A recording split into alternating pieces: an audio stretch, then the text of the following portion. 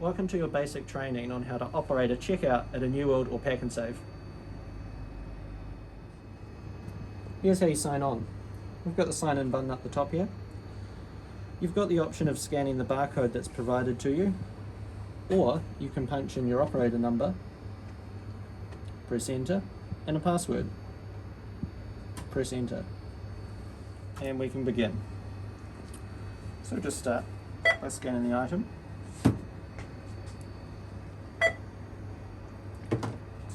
Next up we have some non-barcoded produce. These have been preloaded into the machine, so you'll need to search using the clue groups. We've got two buttons up here which are fruit popular and veggie popular. They're the most common items you'll find. In the button clue groups is a more extensive list. So for example, we now have garlic. We're going to go into veggie, and we're going to press page down until we find garlic loose. Just press on that button there. Once you've pressed it, press clear, and you'll see now that you've got your garlic loose priced up in the machine. Pass that over. Next item doesn't scan. What we're going to do is take the barcode on the back and manually type it in.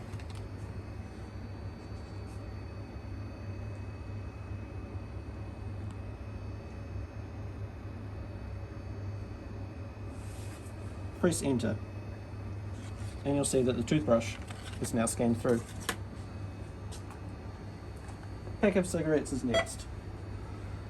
This is asking for a birthday, which is a restricted item. Please call over your supervisor. So now the supervisor has come over and authorized this restricted item. You'll see that the cigarettes have now been listed in the transaction. Next item, just going to scan through.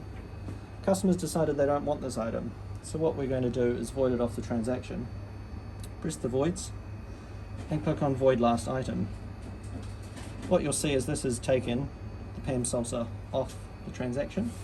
Move that aside out of the way so the customer doesn't take it. At the same time, customers also decided they no longer want the peanut butter, which was scanned earlier in the transaction. It's a different type of void. We're going to press on voids, void item, and now we're going to scan this product back through. And you'll see that that has taken it off the list. Make sure this item goes aside and the customer doesn't get to take it. Moving on.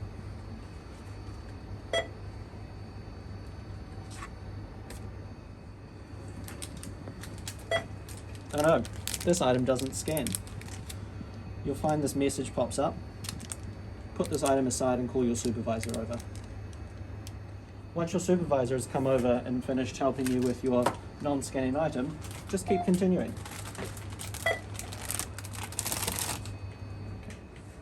Now that Brent has finished scanning all the products, he will proceed to the payment. Great, so now we're going to press the enter button. You'll see that a message has popped up asking the customer to scan their club card, Flybuys or Airpoints card. They can do that using the scanner at their end, or they can hand you their card and you scan it through the main scanner. You'll now see that at the bottom here, the club card's popped up. That means the customers had their club card scanned through. Also on the customer screen, you'll notice that they've got club card accepted as well.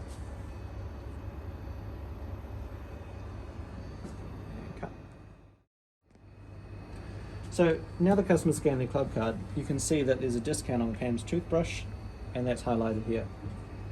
Right, moving on.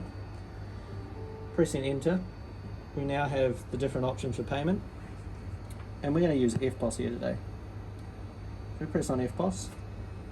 We're going to press on the $40.32. This will now prompt the customer to scan their card.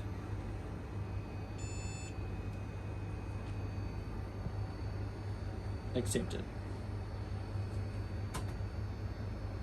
Great. So now it asks if the customer would like a receipt. Either press accept or cancel, depending on what they're after. We're going to accept.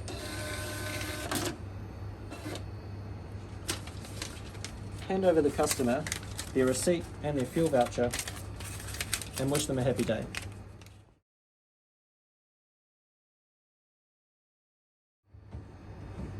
The customer's now decided that they don't have their EFTPOS card with them, or they're wanting to pay by cash. So what we're going to do is we're going to hold their transaction so that they can pay at a different terminal. Go into the MISC menu and click on Hold Recall Transaction. It'll ask you to save transaction. Press Accept. It'll ask for a supervisor override. This is when you call your supervisor over.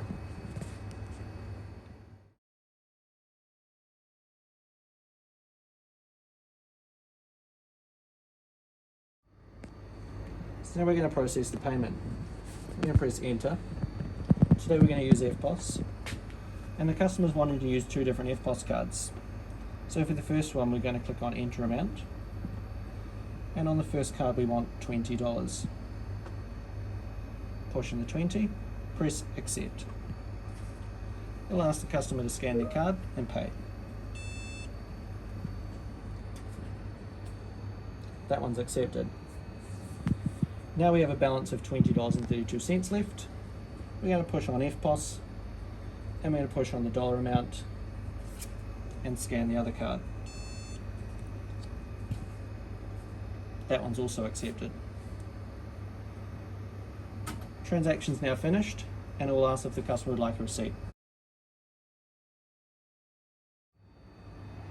If you need to leave your terminal at any point for things like returning baskets back to the front of the shop, taking products back into the shop, a quick bathroom break, you need to secure your terminal so that no one else can use it.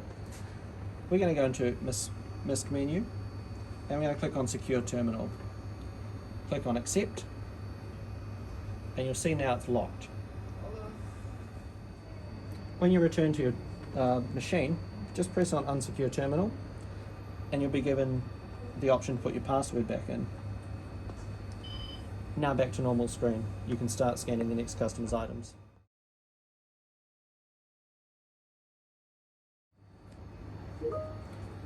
If you need to sign off your terminal because your supervisor's asked you to go for a break, or it's home time, or for any other reason, you've got your sign off button right here. Just press sign off and you're done. And that was the basics of how to operate a checkout at a Pack 'n Save or a New World.